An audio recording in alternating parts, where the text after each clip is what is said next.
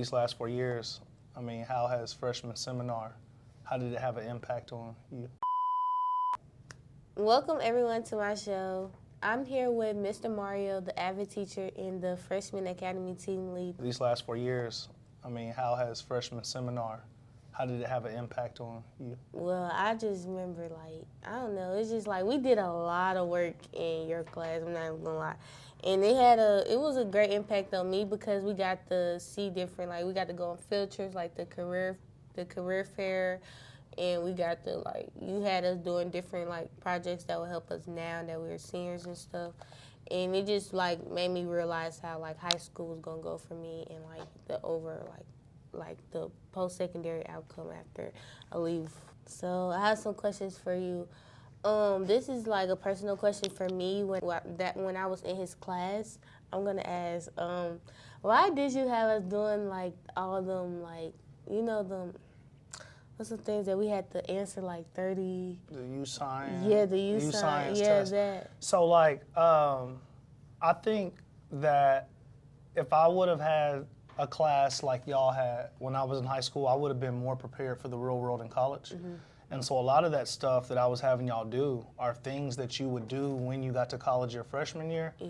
But because I had y'all do it, I used to always tell y'all gonna be ahead of the game. So number one reason was just to put you ahead of the game. I don't know what everyone's not the same. And so I knew that if I could expose you to something early on, at that age, y'all were 14, 15, if I could get y'all talking about yourselves professionally at 14, 15, then once you hit college, you have experience. And what happens a lot of times, people graduate from college and it's hard for them to get a job because they have no experience. Yeah. Y'all are going into college with so much experience. Yeah, it really did taught us, for me, it really helped with leadership skills, when we was doing different projects and stuff. I really learned real good, about leadership skills and, how it's going to impact, when we go to college and stuff, because we need that, them skills and stuff. So, okay, next question. It's a question that I came up with. How do you integrate AVID strategies into your daily teaching to help students develop organized and study skills? Okay. How do I integrate AVID strategies to help students organize better study skills? Mm-hmm. I would say, so there's Wicker, right? So Wicker is kind of the framework. And so that's writing, inquiry, collaboration, organization, and reading. And so if you notice when y'all were doing U Science or y'all were doing the Pride Principle project, you were able to write, right? Then y'all had the survey that you created with the QR code. That was inventory. You had to go survey. That was a lot of people. In your groups, remember you had roles, right? Yeah. And so you had the content creator, you had the supervisor, the researcher. That's collaboration. Organization was the PowerPoint, right? You put it together in the PowerPoint. And then the reading was the part, remember after you did the U Science and it gives you the results, in order to do the PowerPoint, you had to do what? You had to read your results and be informed. And so that reading part, I feel was the biggest thing, because if y'all didn't read it and digest it, you wouldn't have been able to even tell your career story. Remember the last thing we did at the very end? You would have never been able to tell your career story if you weren't able to read your professional self. So I think using Wicker is probably the cleanest, simple answer. That's how I integrate AVID strategies to help students be organized. Yeah, I like that. And I also want to just go back to my experience when I was in your class. I really like how we wrote that future letter to ourselves. That really was probably the best assignment that I had. It was because now that I'm older, I can look back at that when I was a freshman, you know. And I can't wait for y'all to, when y'all walk across that stage and you get to go back and you get your diploma, I can't wait for y'all to pull those letters out. Yeah. So y'all gonna be in tears. Yeah, for sure. Okay, next question what are some effective ways to support their transition to high school and ensure that they can stay engaged and motivated? I think instilling the Pride principles. So we have professionalism, respect, investment, dignity, and endurance. Mm-hmm. And so, I remember that you made us remember that. Yeah. So being able to see the Pride principles in your everyday life, I feel that is the support all you need. And so it's it's one thing to memorize the prop principles, but to know when to apply them, right? So it's like, when do I be professional? Because there's a time to be cool and play and not take things so serious. When do I be respectful? When is it time for me to be invested?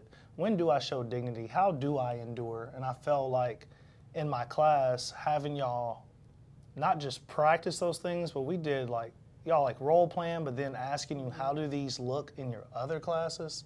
So just real life application of the prop principles. I can look at you all and look at the junior class and look at the sophomore class. All y'all have come through Freshman Academy and had that foundation. And we're now at a spot where the freshmen who have come in, they're a reflection of the work y'all put in, because y'all did the work, we got better each year. And so, to be honest, I really won't know if it works until y'all get ready to go to college, you know? Last question is, what challenges do you face as a freshman academy team lead, and how do you overcome them? So what challenges do I face as a academy team lead, and how do I overcome them? One of the biggest challenges is managing personnel. There's a handful of teachers who have very unique personalities as well as instructional practices. And so the biggest challenge is trying to get everybody on the same accord with embodying everybody's individualism. And so I think it takes a strong individual to be able to manage that. One of the things that I do to overcome that challenge is I instill in my team and try to coach them that if they're not willing to be leaders, I can't lead. And so I try to have them be leaders within their own self, because then I can lead that. But it's like, for me anyway, I'm a better leader if my team is leading the charge and what we believe in. So more, you may have heard this term, like being able to lead the pack from the back. I'm not really someone who wants to get out in front until things get, you know, kind of crazy. But man, big shout out to the Freshman Academy team. Without those teachers, Freshman Academy would not be a model school academy. There's just so much that goes into building relationships with students that if there's no team there, if those staff, those teachers are not there, then I don't have a team to lead. And so I just want to give a big shout out to my Freshman Academy team. This is our 4th year, returning. When did y'all start? Your freshman year. For real? Yep, freshman year. So the same teachers, maybe minus 1 or 2 rotating. And I think Sparkman ended up going to another academy. But for the most part, you've had that core. And so I feel like that speaks to it being a challenge, yes, but the fact that everyone continues to come back speaks to what I'm doing to overcome that challenge.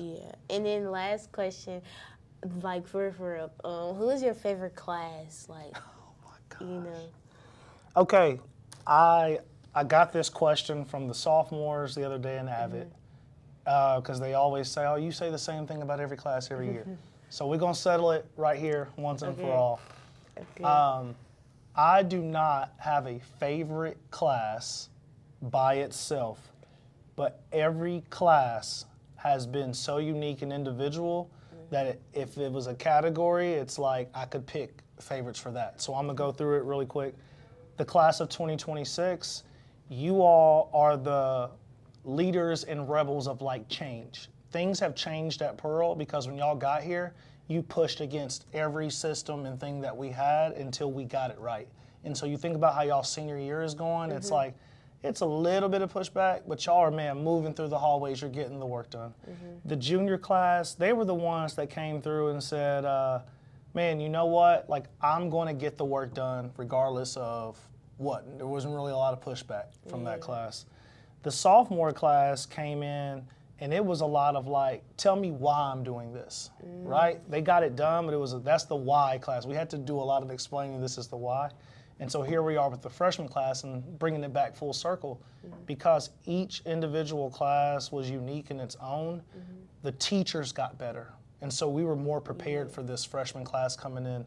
This freshman class is going to do nothing short than, I would say, continuing on the legacy that the class of 2026 has put in place. And that's not no disrespect to any classes before. I can only speak to the time I've been a team lead. Okay, I'm so glad for having you on my show today. Thank you for coming and being a part of my show, and thank you for letting me ask you questions about your class and about our personal experience and my personal experience with your class, and it was nice having you on my show today. I appreciate you for having me, Naima. You're going to do wonderful things. Thank you for having me. Thank you. Let's do our handshake. Oh, yeah, no. I don't know if we're on camera, but it's okay. Oh, okay. Yeah. 4 years in running. All right, y'all. Thank you. Bye.